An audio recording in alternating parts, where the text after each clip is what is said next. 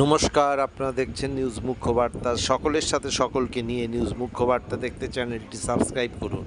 নবাব সিরাজউদ্দৌলার স্মরণ সমিতির উদ্যোগে বাংলার শেষ স্বাধীন নবাব সিরাজউদ্দৌলার সমাধিক্ষেত্রে খোশবাগে নানান অনুষ্ঠানের মধ্য দিয়ে তার মৃত্যু দিনটি পালন করা হয়। শহীদ বেদিতে মাল্যদান ও 1 মিনিট নীরবতা পালনের মধ্য দিয়ে শহীদ সিরাজের প্রতি শ্রদ্ধা জানানো হয়। অনুষ্ঠানে উপস্থিত ছিলেন স্মরণ সমিতির সভাপতি সনদ কর, সংখ্যালঘু কমিশনের চেয়ারম্যান ইমরান সাহেব, নজরুল চর্চা কেন্দ্রের রীতা মল্লিক, সাংবাদিক সংঘের বিপ্লব বিশ্বাস সহ আরও অনেক গুণীজন। গান, আবৃত্তি, ছড়া, আলোচনার অনুষ্ঠান মঞ্চকে মুখরিত করে তোলে।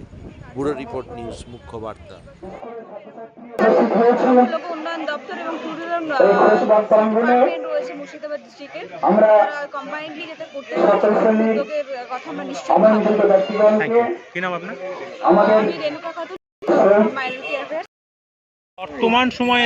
বর্তমান সময়ে দাঁড়িয়ে সিরাজউদ্দৌলার তো মৃত্যু আর 250 বছর পেরিয়ে গেছে, প্রায় হিসাব করতে গেলে দেখা যাবে কি 260 বছর। তার মৃত্যুদিন পালনের প্রাসঙ্গিকতা কি? ভারতবর্ষে বিদেশি শক্তিকে প্রতিহত করার জন্য প্রথম যিনি প্রাণ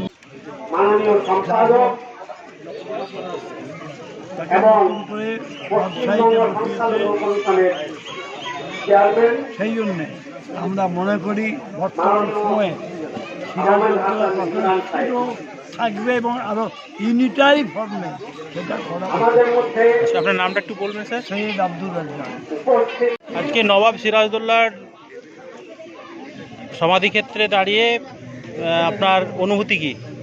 প্রথম কথা হচ্ছে আমরা নবাব সিরাজউদ্দৌলার খোশবাগে এসেছি। এখানে আলিবর্দী খাঁ সিরাজউদ্দৌলা এবং সিরাজউদ্দৌলার স্ত্রী লুৎফুন্নেসার কবর রয়েছে। তো আমরা এসেছি ভারতবর্ষের স্বাধীনতা সংগ্রামে একজন মহান পুরুষ শহীদের 3রা জুলাই, তাই আমরা এখানে এসেছি তার প্রতি শ্রদ্ধা। বর্তমান সময় মুর্শিদাবাদ জেলার ডিস্ট্রিক্ট মাইনরিটি অফিসার, তো তিনি এসেছেন। আপনার নাম কি?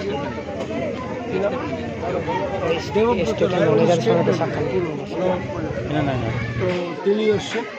তো আমরা খুব খুশি যে সবাই মিলে আমরা এই অনুষ্ঠানটা পালন করছি। ঠিক আছে। বা কলোনিয়ালের পৃথিবীর ইতিহাসে যদি কোনো টার্নিং পয়েন্ট, কোনো ব্যক্তিত্ব যার হাত দিয়ে ইতিহাস টার্নিং পয়েন্ট টার্ন নিয়েছে, তার মধ্যে তিনি একজন। সিরাজউদ্দৌলার স্মৃতিসৌধের সামনে দাঁড়িয়ে কথাটা বলার মধ্যে আলাদা অনুভূতি, আলাদা এক ইমোশন কাজ করে প্রতিটা ভারতবাসীর, প্রতিটা রাজ্যবাসীর এবং বলা ভালো জেলাবাসীর শরীরের মধ্যে আলাদা ইমোশন কাজ করে। আজকে আমরা দাঁড়িয়ে এই দিনটা যেখানে ইতিহাস এক অন্যদিকে টার্ন নিয়েছিল, সেটাকে সাক্ষী থেকে আজকে আমরা সবাই ইতিহাসের একটা দিনকে আমরা স্মরণ করে নিজেদের ইতিহাসের সঙ্গে সংযুক্ত করতে পারছি। এই পুণ্যভূমি মুর্শিদাবাদে